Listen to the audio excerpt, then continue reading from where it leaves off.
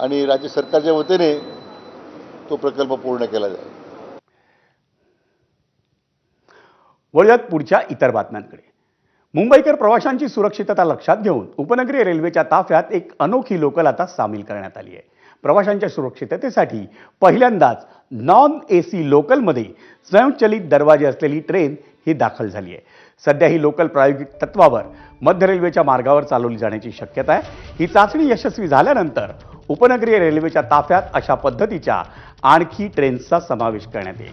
मुंब्रा स्थानकानजीकच्या वळणावर 2 लोकल्सच्या झालेल्या भीषण अपघातानंतर धावत्या लोकलमधून प्रवासी पडून होणारे अपघात रोखण्यासाठी रेल्वे मंत्री अश्विनी वैष्णव यांनी स्वयंचलित दरवाजाच्या लोकलची घोषणा केली होती आणि त्यानुसार स्वयंचलित दरवाजे असलेली एक लोकल चेन्नईच्या ICF मध्ये बनवण्यात आली आहे आणि ती आता मुंबईत दाखल झाली आहे.